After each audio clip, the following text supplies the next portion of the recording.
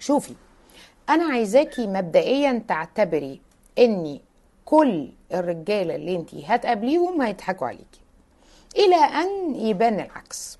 سواء بقى علامات مش علامات، انا بشتري سمك في ميه.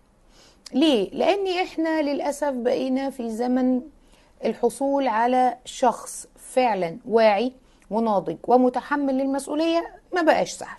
عدم تحمل المسؤولية بقى في كل الدنيا دلوقتي منتشر زيه زي أيام الكورونا. فإذا في البداية أنت لازم تعرفي أن قلبك في إيدك، أنا لا أعطيه لا أحدا إلا لما يثبت فعليا أنه جدي ويديني الخاتم في صباعي، غير كده هو عابر سبيل. هقولك بقى كام علامة كده عايزاكي تركزي فيهم قوي. رقم 1، التضحية.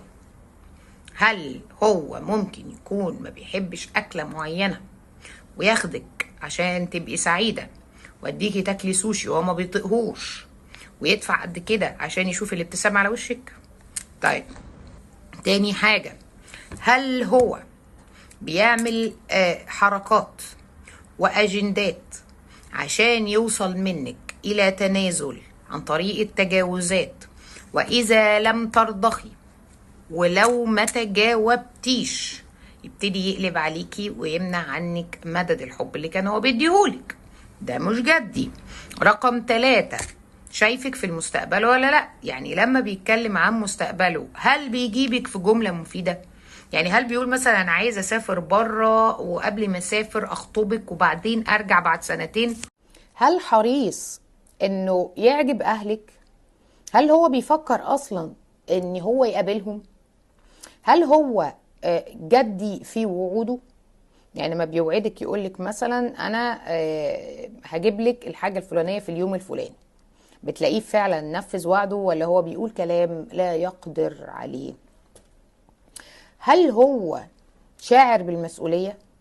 هل هو اصلا حابب المسؤوليه ولا كل ما تتكلمي معاه يقول لك واصحابي كلهم اتطلقوا؟ هل نوعيه كلامه فيها رغبه في المسؤوليه ولا فيها هروب في المسؤوليه؟ فانت تبقي عبيطه لو تخيلتي انه بيقول كلام عشان يغيظك. صدقي الكلام اللي هو بيقوله. لو حسيتي انه واضح وصريح في مشاعره يبقى جدي. يعني انا بحبك وهتجوزك، لكن المراوغه انا حاسس ناحيتك احساس، انا والله عايزه اتعرف عليكي. طب بخصوص ايه؟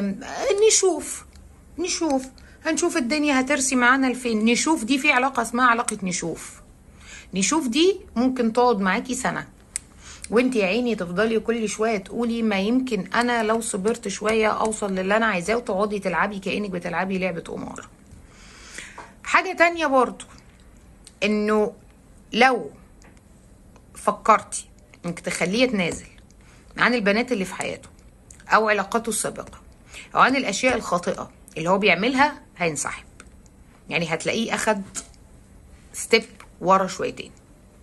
هتقولي له مثلا شيل البنات اللي عندك على الانستجرام، هتلاقيه متضايق قوي ان انت قلتي كده، وممكن يقعد مثلا اسبوع ما يكلمكيش، خايف يواجهك، خايف تساليه انت ليه ما شلتش البنات، فهو مش هيبقى عارف يقولك ايه. لكن الشخص اشيل البنات اهم، ما هو مش فارقين معاه بقى، ما هو مستقر نفسيا.